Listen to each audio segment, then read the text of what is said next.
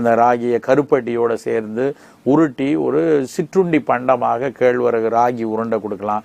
ராகி புட்டு செய்து சாப்பிடலாம். இன்றைக்கு வணிக நிறுவனங்கள் சில ராகியவே சேமியா மாதிரி எல்லாம் பண்ணி கொடுக்குறாங்க. அது மாதிரி எடுத்துக்கொள்ளலாம்.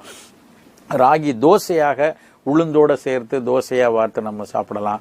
கொஞ்சம் திடமாக ராகி அடைன்னு சொல்லி நிறைய முருங்கைக்கீரை வெங்காயம் அதெல்லாம் போட்டு அடையாக தட்டி சாப்பிடலாம். ராகி மாவுலேயே சப்பாத்தி மாதிரி போட்டு சாப்பிடலாம். ஏதாவது ஒரு வகையில் தினசரி காலை உணவாகவோ இரவு உணவாகவோ இந்த கேழ்வரகு சேர்ந்த உணவை நம்ம எடுக்கும்போது அது அதில் நம்ம கிடைக்கக்கூடிய தேவையான உடலுக்கு தேவையான கார்போஹைட்ரேட் புரோட்டீன் தவிர கூடுதலாக இந்த சப்ளிமெண்டடாக உடலுக்கு சேர வேண்டிய பல்வேறு கனிமங்களும் இந்த செகண்டரி மெட்டபலைட்டும் இயல்பாகவே இந்த கேழ்வரகுலேருந்து கிடைக்கும்.